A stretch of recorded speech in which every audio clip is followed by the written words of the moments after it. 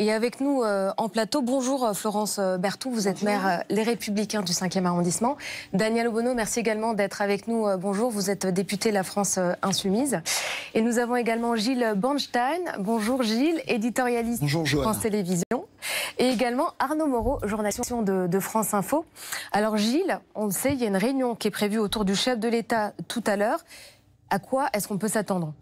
On verra, mais c'est vrai que c'est une question compliquée pour le président de la République. Vous l'avez dit, il y a une réunion dès son retour en France, puisqu'il est actuellement au G20 à Buenos Aires, avec le Premier ministre Christophe Castaner pour les questions de sécurité et les ministres concernés, j'imagine, Bruno Le Maire et Gérald Darmanin. Mais le président de la République n'a pas attendu d'être en France pour réagir. Il a fait une déclaration en marge du G20 hier. À noter que c'était une déclaration calibrée, écrite, et qu'il a refusé de répondre à toutes les questions qui concernaient la situation en France, qui n'était plus son habitude. Cet an dernier, il répondait aux questions sur la situation française, même quand il était à l'étranger. Là, pour vous dire s'il ne voulait pas dire un mot plus haut que l'autre, il a refusé de répondre. Une seule déclaration qu'on écoute tout de suite. Aucune cause ne justifie que les forces de l'ordre soient attaquées, que des commerces soient pillés, que des bâtiments publics ou privés soient incendiés, que des passants ou des journalistes soient menacés, ou que l'Arc de Triomphe soit souillé. Les coupables de ces violences ne veulent pas de changement, ne veulent aucune amélioration, ils veulent le chaos. Ils trahissent les causes qu'ils prétendent servir et qu'ils manipulent. Alors, comment réagir, me demandiez-vous? En fait, il n'a que des mauvaises solutions. Ce matin, le président de la République, bouger, ce serait céder à la rue, donner une prime à la violence, donner raison aux casseurs. C'est compliqué et à son ton, on sent que c'est pas son inclinaison naturelle. Ne pas bouger, eh bien, ce serait être sourd à la colère du peuple et donner l'impression d'être coupé des réalités. En plus, il y a une querelle d'interprétation sur ce mouvement. 75 000 personnes dans la rue, c'est pas beaucoup, même si c'est un petit peu sous-estimé, même si c'est 150 000 personnes dans la rue, et je mets de côté les casseurs, c'est pas énorme. Mais 84% de Français, si c'est surestimé, qui soutiennent le mouvement, ça, c'est énorme. Alors, quoi faire? Il y a évidemment des réponses à long terme, associer davantage les citoyens, leur donner plus de visibilité, plus de considération, d'association dans les décisions. C'est bien, mais c'est du long terme. Ça ne produira pas des effets tout de suite. On sent que les Français réfractaires veulent un geste tout de suite. Il y aurait évidemment cette abrogation, ce moratoire sur la taxe, sur l'augmentation de la taxe sur les produits pétroliers, qui peut-être calmerait les gens, mais le président de la République n'a pas l'air disposé à réagir à chaud et à accorder ça à chaud aux Gilets jaunes. Merci Gilles. Effectivement, on va écouter d'ailleurs tout de suite le sonore de Benjamin Griveaux. Tout sera mis en œuvre pour que nous puissions avoir hier, il y avait le paquet, des personnes qui puissent librement manifester. Ils étaient en colère, ils étaient inquiets pour l'avenir parce qu'ils pensent que leurs enfants vivront moins bien qu'eux. Et ça, c'est insupportable pour les gens. Ceux qui sont là pour casser, pour piller, pour violenter les forces de l'ordre, ceux-là, leur place, elle est devant les tribunaux et je l'espère en prison s'ils en sont jugés responsables. Daniel Obono, on vient d'entendre justement cette interview de Benjamin Griveaux. Quelle est votre réaction par rapport à toutes ces scènes auxquelles on a pu assister hier et la réponse de l'exécutif ? D'abord, je pense que c'est vrai que les médias se sont beaucoup focalisés sur les incidents qu'il y a eu à Paris, mais rappelons, il y a eu des dizaines de milliers de personnes qui ont manifesté pacifiquement en France sur plusieurs ronds-points. J'étais à l'antenne hier, on n'a pas arrêté de le dire. Je pense que si on fait le dire, mais à un moment on a montré les violences telles qu'elles étaient. Un long moment en tous les cas. Et là, dans le reportage, je n'ai pas vu beaucoup des rassemblements sur les Républiques et des milliers de personnes qui à Paris ont manifesté à Opéra. Nous avons eu des duplex en province. Quoi qu'il en soit, pour moi, on a fait une couverture quand même assez globale. On verra dans la répartition sur le pourcentage d'images montrant les casseurs en boucle, etc. Mais laissons ça de côté parce que, y compris moi, je ne veux pas m'attarder là-dessus. Il y a eu ces dégradations. Je remarque tout de même que, et ça a été dit par le syndicaliste de la police, il y avait un dispositif policier quand même extrêmement important. Et pourtant, on a eu ces actions. Donc on peut se poser la question. Qu'est-ce que vous voulez dire? On se pose la question. Il y avait énormément de policiers qui étaient là.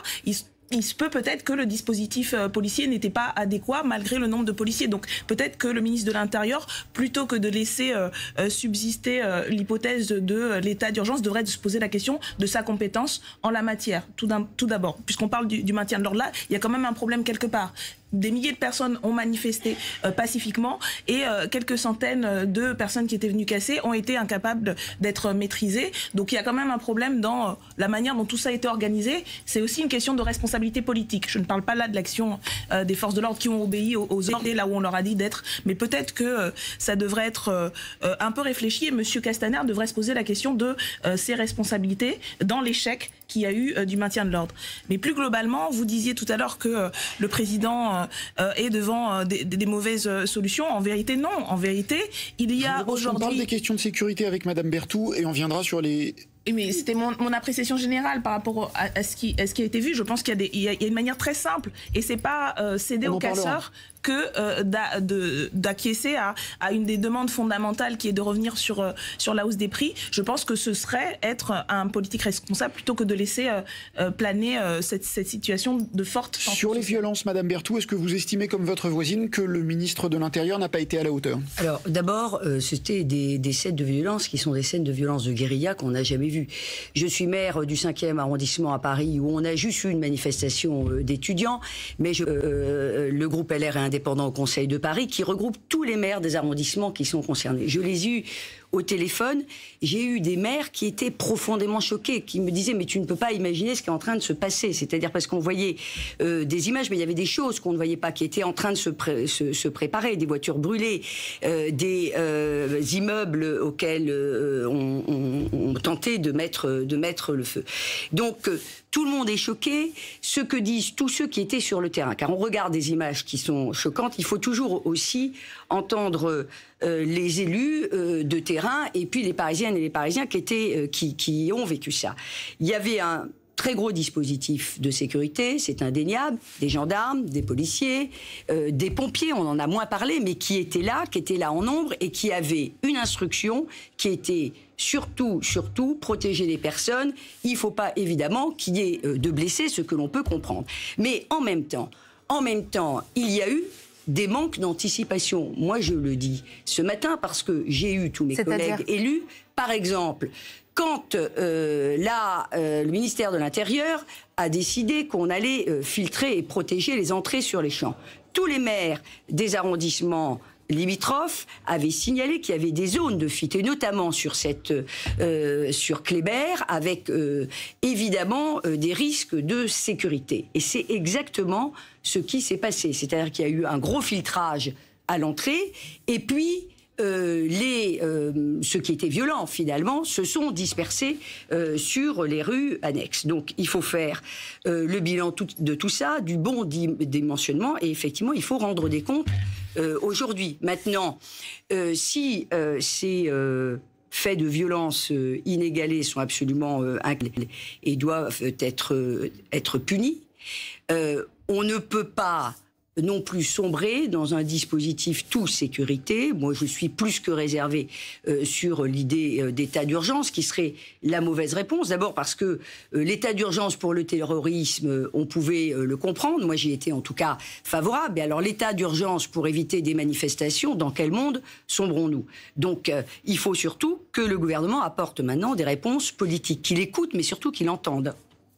Donc selon vous, ça marque l'impuissance du ministère de l'Intérieur et de l'exécutif dans son ensemble? Ah ça, oui, on en a eu hélas une immense démonstration. Alors, Christophe Castaner disait hier qu'il n'y avait pas de tabou et qu'on pouvait envisager plusieurs solutions, notamment l'instauration de l'état d'urgence. Quelle est votre réaction par rapport à ça? C'est ce que je disais.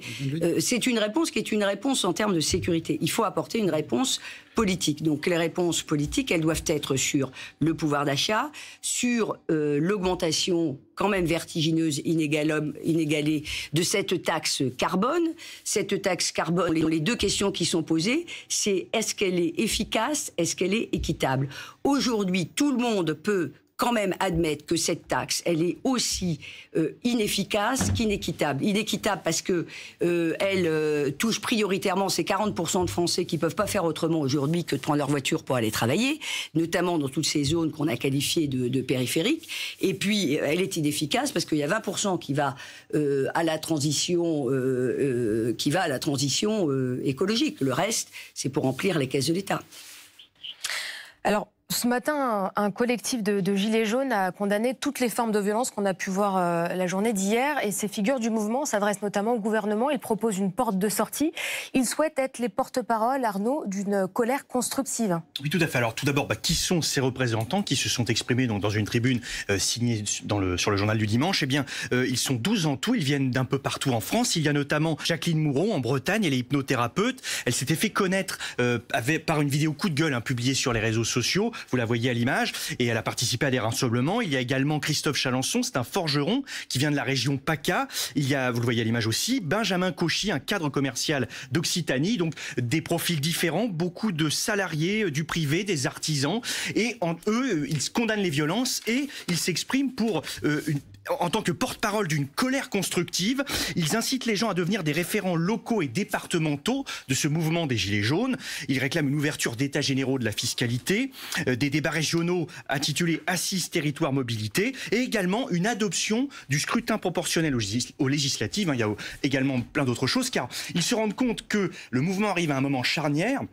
D'un côté, donc, ce mouvement peut pourrir, la situation peut vraiment se dégrader. Et d'un autre côté, il peut y avoir un mouvement solidaire, un mouvement citoyen avec des représentants. Et donc, c'est ce que ces personnes demandent, notamment par le biais d'un compte Facebook. Et c'est pour ça qu'ils ont signé cette tribune ce matin, qui est parue dans le JDD. Merci beaucoup, Arnaud. Alors, Gilles, là, on a vu que vendredi, ça s'est assez mal passé entre Édouard Philippe et les Gilets jaunes. Il a pu n'en voir qu'un seul. Et là, en fait, il y a un collectif qui commence à se monter. Est-ce qu'on avance ? Oui, on assiste en fait en direct, dans le JDD, à la volonté de naissance d'un corps intermédiaire. Voilà, les uns et les autres se rendent compte que la démocratie directe, la confrontation entre un président tout-puissant, jupitérien, et le peuple non structuré, ça ne fonctionne pas. Les deux s'en rendent compte. Édouard Philippe s'est bien rendu compte à Matignon quand il a essayé de recevoir les Gilets jaunes, qui paraît-il sont très nombreux, il n'en a trouvé que 2. Et encore, sur les 2, il y en a un qui est parti au bout de 20 minutes. Eh bien, ça ne fonctionne pas. L'État ne peut pas fonctionner comme ça. Et eux-mêmes, les Gilets jaunes, se rendent compte. Alors évidemment, on l'a dit et répété, les Gilets jaunes, ça ne veut rien dire, puisque par définition, c'est le peuple qui essaye de se fédérer. Bon, mais un certain nombre d'entre eux se rendent compte que la somme d'individualité, la somme des uns et des autres, ça ne fait pas un tout. Et c'est vrai, moi aussi, j'ai relevé des termes. Nous voulons être les porte-parole d'une chorale constructive, disent-ils eux-mêmes, une représentation de la France qui souffre.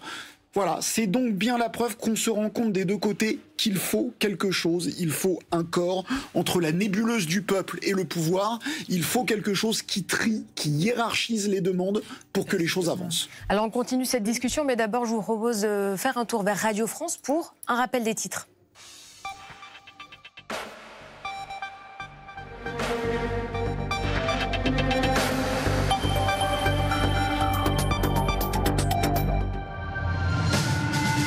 Quelle réponse de l'exécutif au lendemain des violences à Paris et en région? Une réunion est prévue à l'Elysée ces prochaines heures. Une chose est sûre, la piste de l'état d'urgence n'est pas exclue. Le ministre de l'Intérieur, Christophe Castaner, l'a dit hier. Benjamin Griveaux, le porte-parole du gouvernement, le répète ce matin. Paris porte encore les stigmates des débordements en marge de la mobilisation des Gilets jaunes. Des véhicules et des restaurants ont été incendiés, des magasins ont été saccagés et pillés. Le dernier bilan des violences à Paris fait état de 133 blessés, 378 personnes ont été placées en garde à vue. Le président russe accuse Kiev de préférer la guerre à la paix dans l'est de l'Ukraine. Le conflit avec les séparatistes dure depuis 2014. D'après Vladimir Poutine, il permettrait aux autorités ukrainiennes de justifier leurs échecs économiques. Les tensions entre Kiev et Moscou se sont envenimées depuis la capture de 3 navires ukrainiens par les Russes. C'était il y a pile une semaine. Les footballeurs bordelais s'attaquent à une montagne. Ce soir, ils reçoivent le PSG qui a gagné tous ses matchs depuis le début du championnat. Bordeaux-PSG, ce sera la dernière rencontre de la 15e journée de Ligue 1. Les Parisiens ont d'ailleurs un nouveau dauphin, montant part de la 2e place après sa victoire 2-1 face à Monaco hier. Et puis suite du tour préliminaire de l'Euro féminin de handball aujourd'hui, les Bleus affrontent la Slovénie à Nancy, coup d'envoi à 15h. France Info. À tort. Alors, on reprend cette discussion par rapport à la mobilisation des Gilets jaunes. Daniel Obono, vous vouliez réagir par rapport au corps intermédiaire? Oui, bien sûr, parce qu'on est quand même dans une situation ubuesque. Vous avez un Parlement qui, en ce moment même, est en train de discuter du budget. le budget dans lequel il y a un certain nombre de décisions prises par l'exécutif et la majorité, notamment la question de l'augmentation de ces taxes injustes.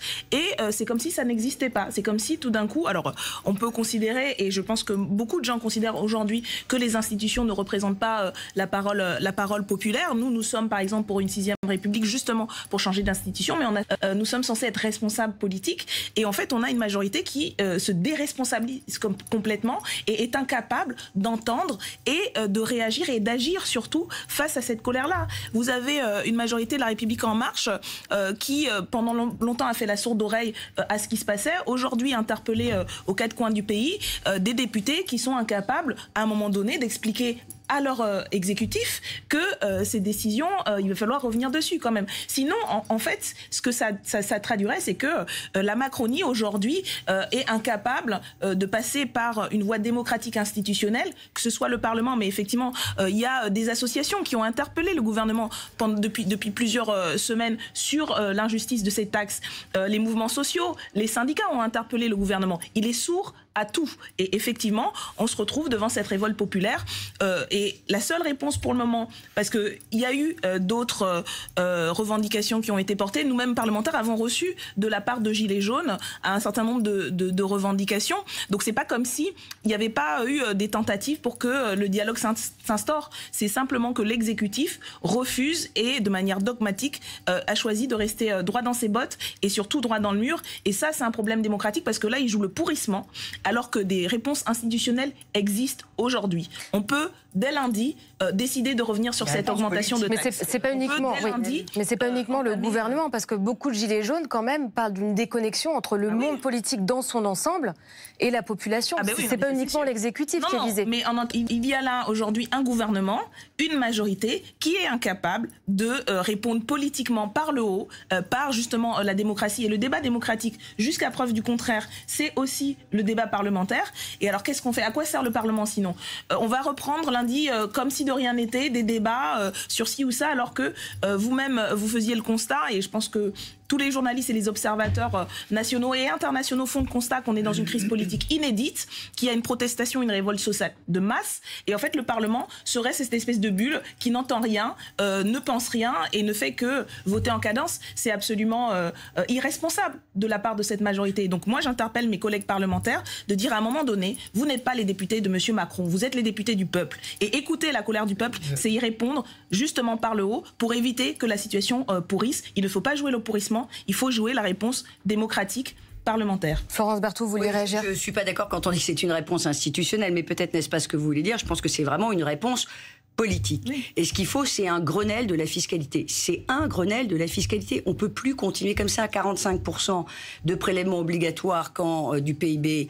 Quand l'Allemagne, c'est 8 points de moins, il y a quelque chose qui ne va pas alors que l'endettement continue. Allez, il faut aborder ça par le biais de la fiscalité et faire un véritable Grenelle de la fiscalité, avec effectivement des représentants des Gilets jaunes qui doivent s'organiser, mais les représentants devraient effectivement être les parlementaires qui ne sont pas là uniquement, y compris quand ils appartiennent à une majorité, pour être le doigt sur la couture du pantalon et ne pas dire ce qui remonte du terrain, car les parlementaires sont élus partout le peuple, voilà. Et à l'instar d'un maire qui représente tous ses administrés, et pas uniquement les administrés qui ont voté pour lui, eh bien les parlementaires, ils doivent représenter la voix du peuple. Donc effectivement, on sent que les gilets jaunes sont... Mais cette guérilla est en train de s'installer. Donc, elle est en train de s'installer. Il ne faut pas dire, voilà, on va faire une petite réunion, on va les rencontrer, et puis c'est un mauvais moment à passer. La question, encore une fois, de la fiscalité sur les carburants, ça n'est pas uniquement, comme je l'ai beaucoup entendu, la petite goutte d'eau qui fait déborder le vase. Il y a des paysans qui subissent, par exemple, 37 centimes d'euros par coût du GNR, par litre de GNR, et qui vivent pour un tiers d'entre eux avec moins,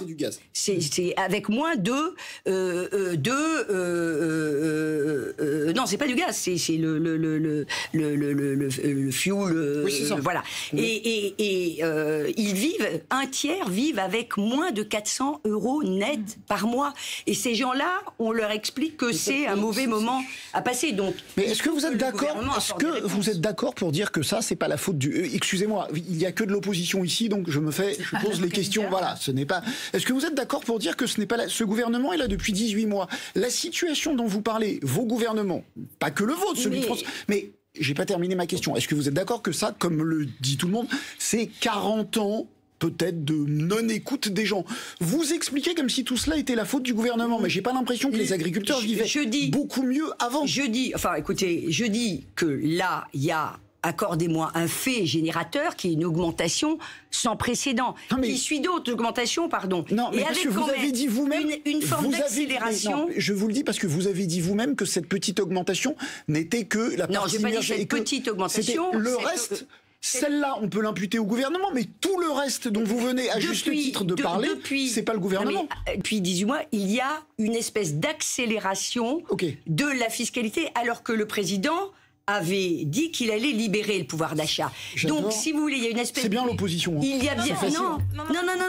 Il y a bien sûr que les autres gouvernements ont toute leur part de responsabilité et de lâcheté, si c'est ce que vous voulez me faire dire. Voilà. Mais là, on est sur un fait générateur avec une accélération du mouvement tout à fait impressionnante. Oui. Parce que, par exemple, l'augmentation de la CSG, la brusque augmentation avec une baisse des charges en 2 temps, les Français sont pas idiots. Il a bien voulu que là-dedans, il y avait eu des dizaines de millions d'euros de différences qui, en fait, sont des formes de taxation déguisées, ne serait-ce que ce décalage-là. Alors, restez avec nous, on va continuer cette discussion, mais d'abord, on va faire un point sur vos conditions météo.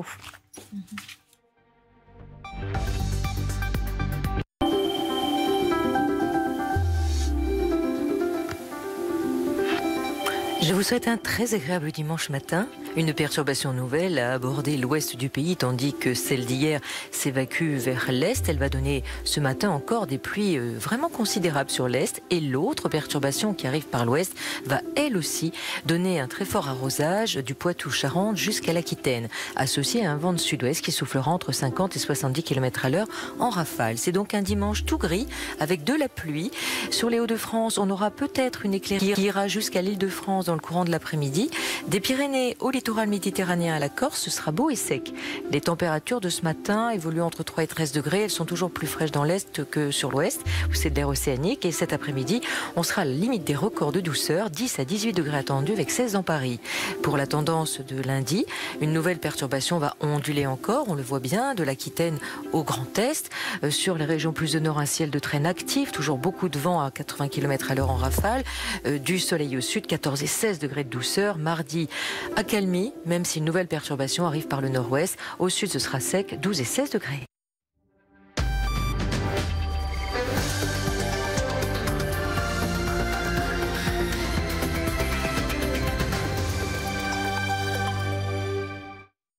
Et il est 9h sur France Info. Dans l'actualité, ce bilan réactualisé après les incidents face au mouvement des Gilets jaunes. Après les lacrymogènes, fumigènes, barricades incendiées, la préfecture de police de Paris note ce matin 133 blessés, dont 23 parmi les forces de l'ordre, un blessé en état d'urgence absolue, 412 interpellations, 378 personnes ont été placées en garde à vue dans la capitale.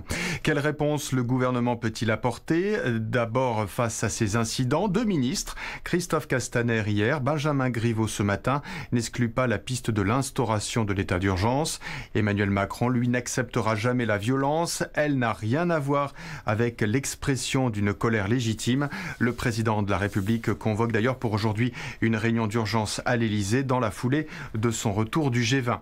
Yann Brossa, lui, ne comprend pas que l'État ait été incapable de gérer la situation de manière convenable. L'élu communiste parisien était ce matin l'invité de France Info. La porte-parole porte-parole des Républicains, elle, se dit stupéfaite et choquée que l'ordre ne puisse être maintenu en France. Laurence Saillet considère que les grandes victimes de ces incidents sont les gilets jaunes eux-mêmes. Ailleurs, en région, la préfecture de Haute-Loire a été incendiée lors d'un rassemblement de gilets jaunes qui a dégénéré, mais le feu hier soir a été rapidement circonscrit par les pompiers du Puy-en-Velay. Manifestations et incidents également à Marseille ou encore Bordeaux.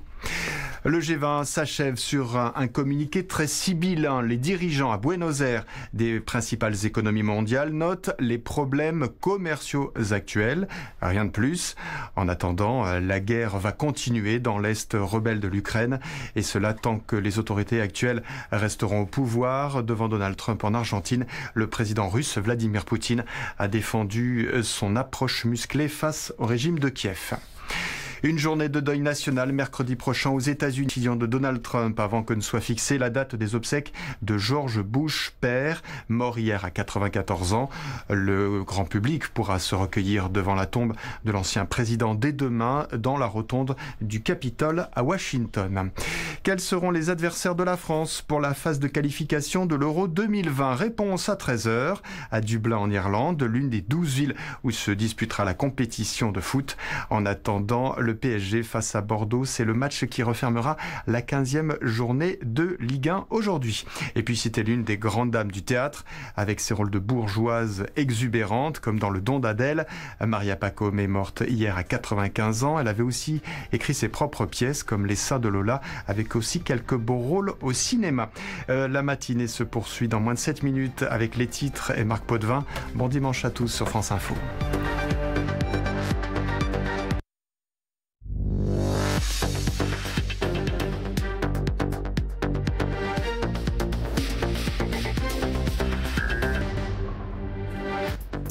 À la une, retour au calme et nettoyage des rues après une journée de violence, des scènes de guérilla urbaine en plein centre de Paris, dégradation de l'Arc de Triomphe, voitures incendiées, magasins pillés, affrontements avec les forces de l'ordre, 110 personnes ont été blessées.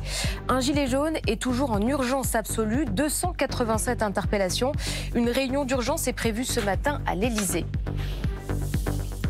On estime à près de 75 000 le nombre de manifestants hier en France. On va faire un retour sur cette journée de violence. Des casseurs s'en sont pris à des symboles et l'Arc de Triomphe a été le théâtre de violence. On fait le point avec Élise Rouard. Marianne, défigurée, magasin souvenirs dévasté.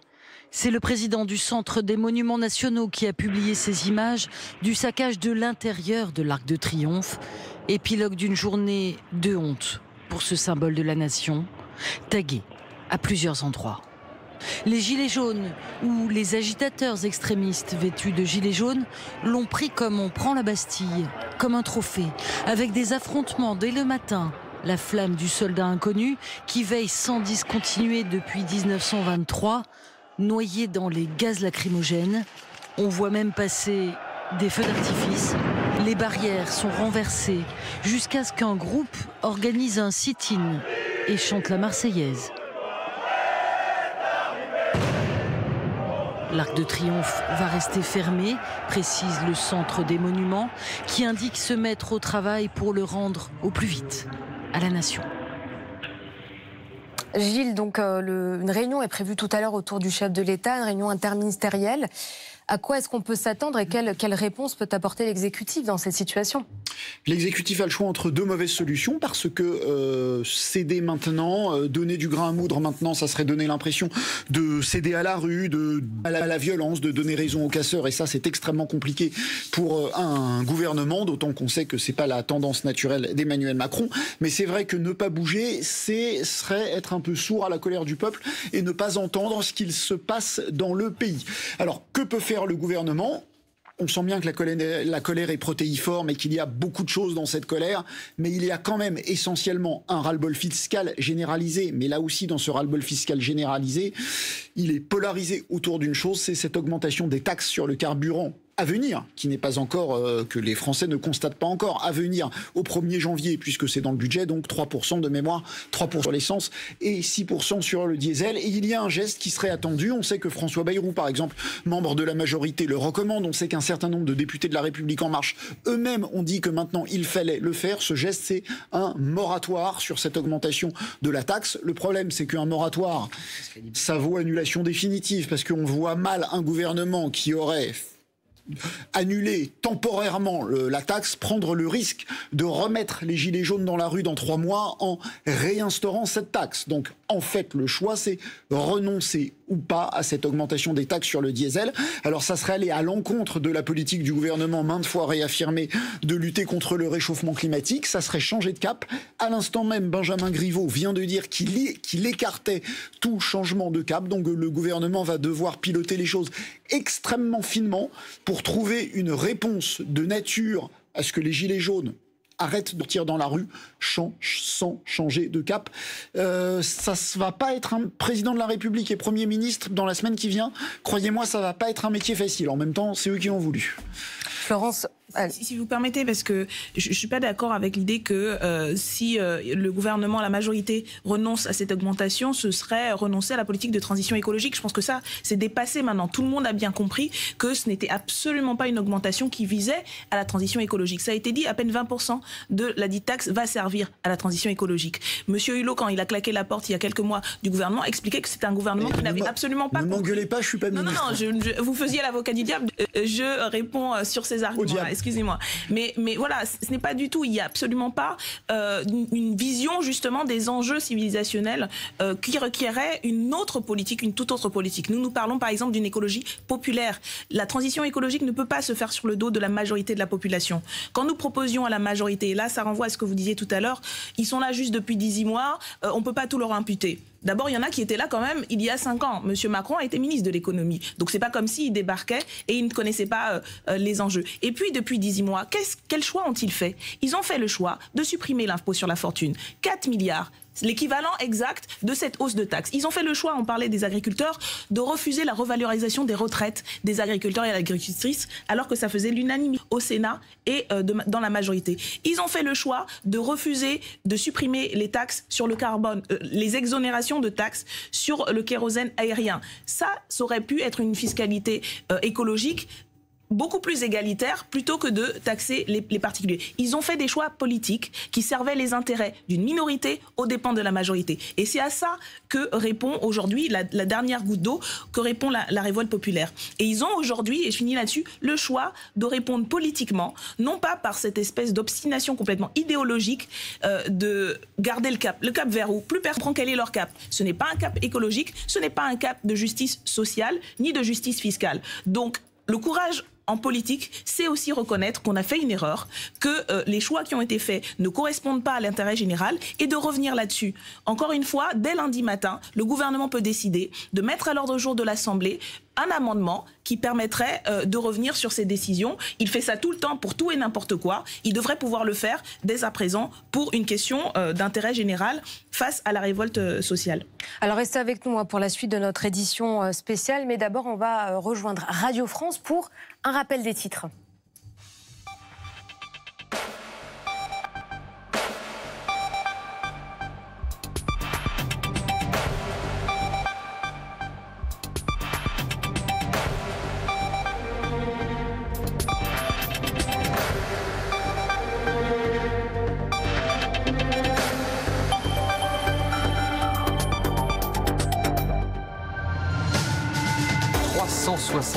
Personnes en garde à vue après les violences d'hier à Paris en marge de la mobilisation des Gilets jaunes.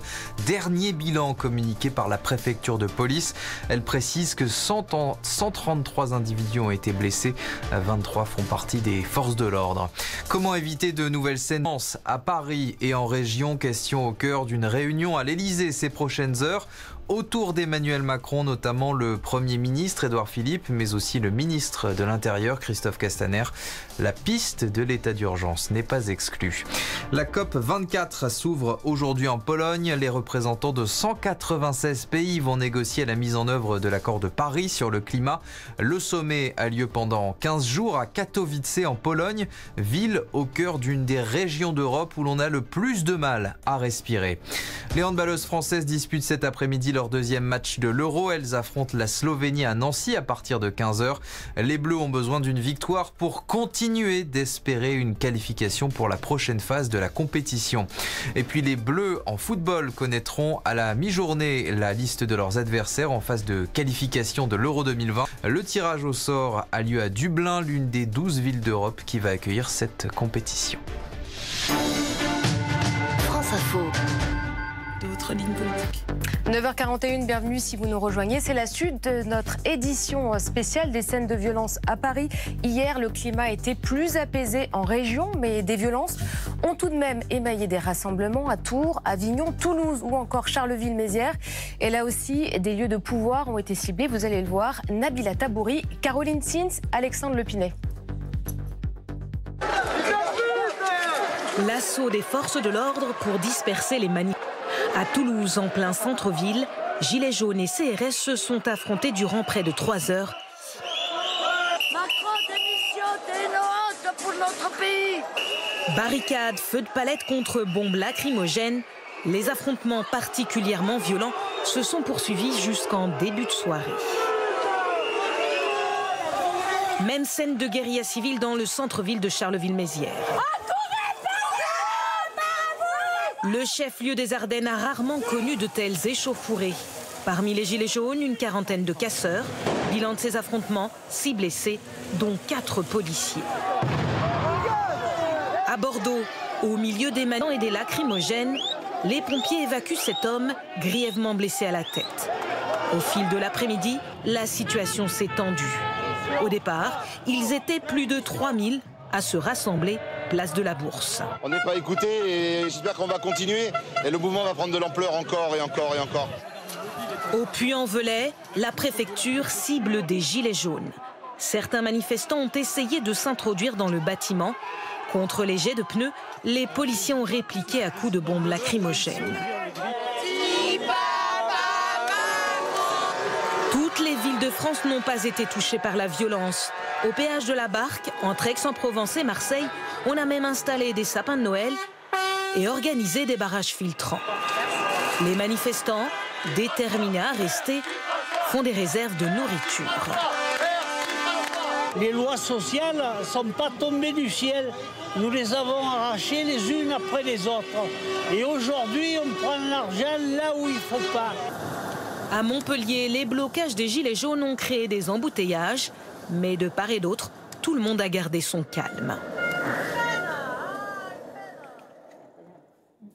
Alors, suite de notre édition spéciale, vous venez de voir avec ce reportage, Florence Berthoud, effectivement, beaucoup de gilets jaunes qui se mobilisent, certains pour la première fois d'ailleurs. Oui, beaucoup se mobilisent pour la première fois. Énormément de femmes aussi. Il y a seniors ou retraités, comme on dit, mais la faute à qui le malus sur les complémentaires, la désindexation de retraite du privé, l'augmentation de la CSG qui fait qu'avec une retraite de 1200, 1300 euros, on va avoir moins de 250 euros de prélevés au total à la fin d'une année, etc., etc. Et puis, on a aussi des femmes, c'est-à-dire ces femmes qui sont aussi à temps partiel, qui doivent faire, j'en connais plein en province qui font 50, 80 kilomètres pour aller travailler et revenir parce qu'elles sont aides-soignantes, elles vont à l'hôpital de Castres, etc.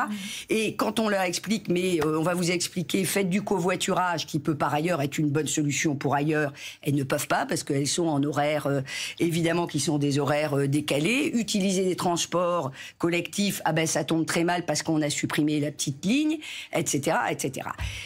Il y a quand même un sujet qui est un sujet extrêmement préoccupant. C'est l'entêtement du gouvernement et le vocabulaire aussi du gouvernement qui voudrait faire croire que la transition écologique passerait impérativement par l'augmentation de la taxe sur le carburant. Alors qu'entre-temps, il y a eu les assises de l'alimentation où on n'a rien fait contre le fait que les 2/3, par exemple, de l'alimentation dans la restauration collective arrivent de hors la France. Bon, on ne fait rien sur le glyphosate. On continue finalement à ne pas interdire, parce que dans les faits, on n'interdit pas l'huile de palme, alors que la déforestation, c'est 10% des émissions de gaz à effet de serre, etc., etc. Donc les Français, même s'ils sont spécialistes d'écologie, ils ont bien compris qu'il y avait une énorme tartufferie dans cette affaire. Et c'est ça aussi qu'ils dénoncent aujourd'hui. C'est la tartufferie, l'inéquité et l'inefficacité. Alors Yann Brossat, bonjour, merci d'être avec nous en plateau. Vous êtes adjoint à la mairie de Paris, adjoint au maire d'Anne Hidalgo. Quelle est votre réaction par rapport aux scènes qu'on a pu voir hier, ces scènes de violence? D'abord de la colère et une profonde tristesse en voyant l'état dans lequel se trouvent les rues de Paris aujourd'hui, pour la 2e semaine consécutive d'ailleurs. Donc cela pose quand même un certain nombre de questions sur la capacité du ministre de l'Intérieur, Christophe Castaner, à maintenir l'ordre public. Mais ma conviction profonde, c'est qu'on ne sortira pas de cette situation-là qu'avec des mesures sécuritaires. J'ai trouvé l'intervention d'Emmanuel Macron hier absolument hallucinante. Il parle des violences, il ne dit pas un mot de ce qui motive le mouvement des Gilets jaunes. Qu'est-ce que vous proposez ? On a besoin de mesures sur le pouvoir d'achat, parce qu'on voit bien qu'aujourd'hui, ce qui réunit tous les gens qui se mobilisent, j'en ai rencontré un certain nombre, c'est le pouvoir d'achat. L'écrasante majorité des Gilets jaunes sont des gens pacifiques qui veulent simplement vivre de leur travail. 3 propositions très simples. La première, il faut que le gouvernement renonce à l'augmentation de la taxe sur les carburants au 1er janvier. Deuxième mesure essentielle, il faut augmenter le SMIC et les pensions. Il est aberrant que le gouvernement ait décidé de geler le niveau des pensions. Et troisièmement, il faut rétablir l'impôt sur la fortune. Mais pourtant, le gouvernement dit on ne bouge pas de cap. Ils sont irresponsables. Et aujourd'hui, l'entêtement du gouvernement, l'obstination du gouvernement qui répète tous les matins on va maintenir notre cap, cet entêtement-là, il est irresponsable. Et donc il va falloir qu'ils revoient leur copie. Mais vous savez, des politiques qui disent on est droit dans nos bottes et qui finissent par bouger sous la pression d'un mouvement social, on en a déjà vu. Et donc je pense que le gouvernement ferait bien d'y réfléchir, parce que sinon, des scènes comme celle d'hier, on risque malheureusement d'en revoir. Gilles, avec tout... Est-ce qu'en disant ça, sinon des scènes comme celle d'hier, on risque d'en revoir ? Vous n'alimentez pas un peu la colère et vous ne faites pas un peu le jeu des casseurs. Ça veut dire, voilà, bougez, cher gouvernement, bougez, sinon, eh bien, vous allez encore avoir de la casse dans Paris. Est-ce que votre rôle de force d'opposition constructive, c'est pas de dire effectivement il faut bouger, ne soyez pas sourds à la colère du peuple, mais de ne pas menacer et dire nous sommes prêts à négocier avec vous. Les violences, je les condamne absolument et absolument pas, parce que vous pensez sérieusement que les casseurs aujourd'hui obéissent aux injonctions de telle ou telle force politique? Ce sont des casseurs professionnels, parfois de l'ultra-gauche, parfois de l'ultra-droite, mais qui n'ont rien à voir avec des formations représentées au Parlement. Pour ce qui nous concerne, nous, les députés communistes, avec d'autres d'ailleurs, notamment les députés insoumis, nous allons déposer une motion de censure. J'espère que les socialistes nous rejoindront, parce que c'est nécessaire si nous voulons avoir un nombre suffisamment important pour qu'elle puisse être débattue à l'Assemblée nationale. Mais le gouvernement ne peut pas continuer comme ça. Et le gouvernement porte responsabilité totale de cette crise. C'est une crise politique. On n'a pas vu ça depuis 1 an et demi, et le gouvernement ne va pas pouvoir continuer à s'enferrer dans cette espèce d'obstination absurde.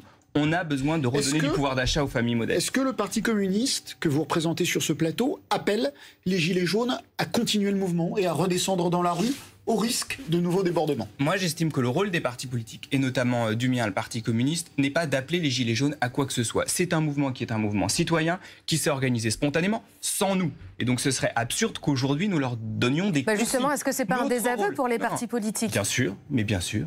Et le fait que ce mouvement existe indépendamment des partis politiques et que ces gens ne se reconnaissent plus dans les partis politiques, bien sûr que ça doit nous interroger.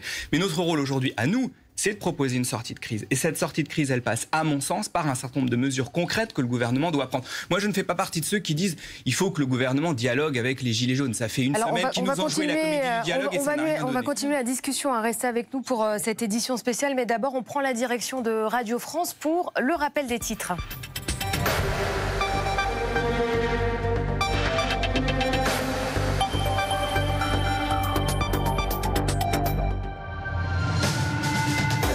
piste de l'état d'urgence est sur la table après les violences d'hier à Paris et en région. L'exécutif veut éviter de nouveaux débordements dans les jours à venir. Une réunion est convoquée à ces prochaines heures pour plancher sur des solutions. Autour de la table, notamment le président, le Premier ministre et le ministre de l'Intérieur.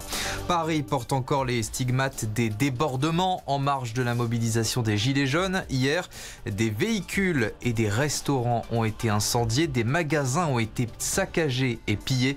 Le dernier bilan des violences dans la capitale fait état de 133 blessés, 378 personnes ont été placées en garde à vue. Vladimir Poutine estime que la guerre va continuer dans l'est rebelle de l'Ukraine. Pour le président russe, la paix n'est pas dans l'intérêt des autorités ukrainiennes. Ce conflit leur servirait à justifier leurs échecs économiques. Les tensions entre Kiev et Moscou se sont envenimées depuis la capture de 3 navires ukrainiens par les Russes. C'était il y a pile une semaine. Montpellier sur la deuxième marche du podium de la Ligue 1, conséquence de sa victoire 2-1 hier face à Monaco. La 15e journée du championnat de France de football s'achève ce soir. Le point final, ce sera un affrontement entre Bordeaux et le PSG.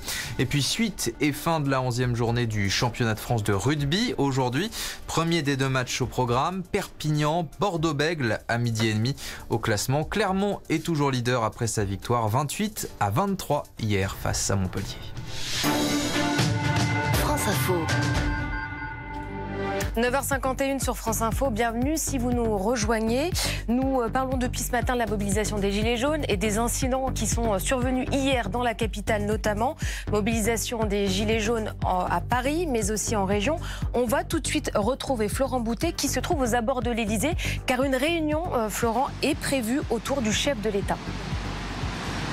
Oui, effectivement, le chef de l'État qui est rentré dans la nuit d'Argentine et qui a convoqué ici ses principaux ministres, à commencer par Christophe Castaner pour l'Intérieur ou encore Nicole Belloubet pour le ministre de Justice qui sont directement concernés par les événements qui se sont passés hier. Sans oublier évidemment Édouard Philippe qui lui de son côté a annulé son déplacement en Pologne aujourd'hui pour assister au lancement de la COP24. Et la question qui est sur toutes les lèvres, c'est de savoir si de cette réunion matinale sortira une mesure d'état d'urgence, un état d'urgence qui est réclamé par les principaux syndicats de policiers qui, on l'a vu sur les images toute la journée d'hier, ont parfois été débordés par l'ampleur des troubles qui se sont manifestés à Paris, mais aussi en région. On rappelle notamment que la préfecture du Puy-en-Velay a été incendiée. C'est inédit par rapport à tout ce qui s'est passé ces dernières décennies dans le pays. Et si on fait un parallèle, c'est vrai qu'une mesure d'état d'urgence, si elle est décidée, eh bien, ça reviendrait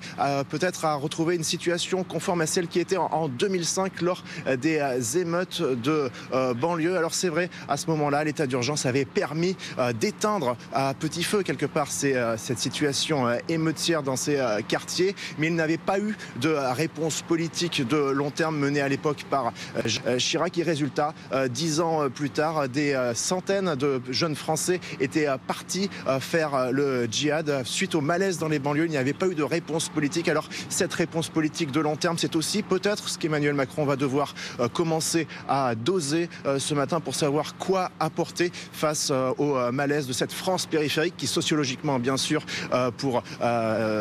s'il n'y a pas de réponse politique ne partirait pas faire le djihad évidemment, mais néanmoins il y a un malaise face auquel il faut répondre politiquement et c'est donc ce dosage entre immédiateté, état d'urgence ou pas et réponse politique à plus long terme avec des mesures fiscales ou des mesures de relance du pouvoir d'achat peut-être qui devraient commencer peut-être à sortir de cette réunion matinale dans un palais de l'Elysée. On le voit, vous le voyez derrière moi, les alentours qui restent totalement bouclés ce matin. Vous voyez l'avenue Marigny ou encore la place Beauvau où la circulation est extrêmement réglementée. Merci beaucoup Florent Boutet pour toutes ces explications. Yann Brossat, on parle de plus en plus depuis hier. Urgence, est-ce que pour vous ça peut être une solution ?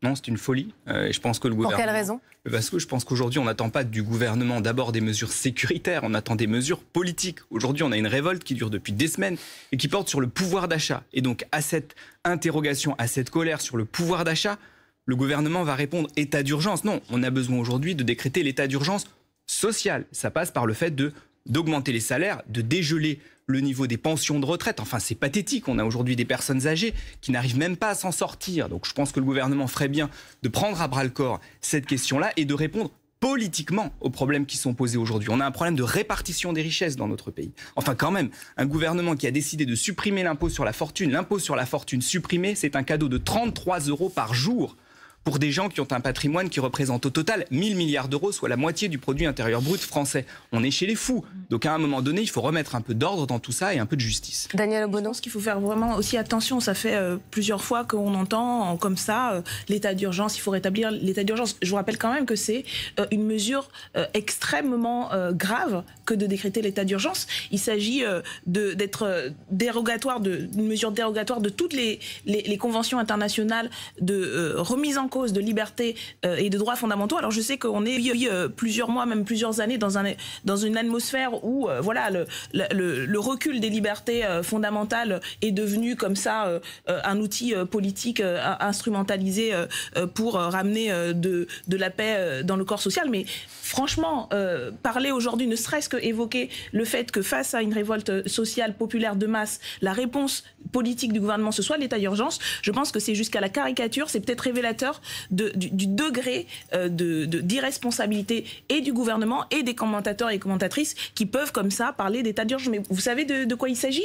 Il s'agit d'un pouvoir exceptionnel qui, en cas de grave mise en danger de la nation, qui est accordé là. Donc non, franchement, l'enjeu aujourd'hui, c'est de faire redescendre le niveau de tension et surtout pas, oui, mais ne serait-ce que le simple fait qu'on puisse sortir comme ça après une mobilisation de plusieurs semaines, où encore une grande majorité des personnes qui se sont mobilisées le sont pacifiquement, où ce qu'on entend c'est une colère sociale des gens effectivement qui sont à bout, qui n'en peuvent plus. Ça fait des mois, des années qu'on leur dit qu'il faut se serrer la ceinture, et qu'est-ce qu'ils voient, qu'est-ce qu'ils entendent? Que la France est championne du monde de reversement des dividendes pour les actionnaires, qu'on donne effectivement 4 milliards aux plus riches qui n'ont rien demandé, qui n'en ont certainement pas besoin, quand on en prend 4 milliards pour dans les poches des plus jeunes, des plus modestes. Donc oui, il y a une révolte sociale, oui, il y a un mécontentement politique, mais la réponse par l'état d'urgence et le simple fait que le ministre de l'Intérieur puisse dire qu'il n'y a pas de tabou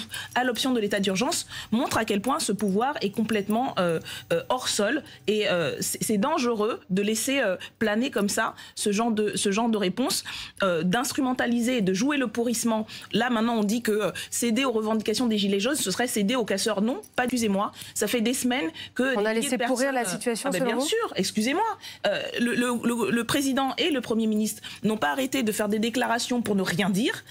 Quand il y a des choses très concrètes qui peuvent être faites, je le répète, le Parlement et lundi reprend des débats sur le budget. Il est tout à fait possible que le gouvernement fasse un amendement pour revenir sur les augmentations qui ont été faites, sur les inégalités fiscales qui sont mises dans ce budget-là, ce qui serait un premier signe. Je ne dis pas que ça répondrait à tout, la colère est bien plus large que ça, mais le premier signe, ce serait d'entendre cela, de se rendre compte que ça n'a aucune logique ni environnementale, ni économique, ni sociale, que pour les plus modestes, les taxes, et d'exonérer les plus riches des contributions. Donc ce serait le simple bon sens politique que de sortir par le haut, de responsabiliser le Parlement et les parlementaires, parce que c'est ça qu'on va décider dans 15 jours, de voter ou pas ce budget-là, et de commencer une sortie de crise responsable, et pas d'ergoter sur l'état d'urgence comme si c'était un gadget, on appuie sur un bouton. C'est extrêmement grave d'avoir un débat ne serait-ce que sur cette éventualité-là. Alors restez avec nous, hein, c'est la suite de notre édition spéciale, mais d'abord on va faire un point sur vos conditions météo.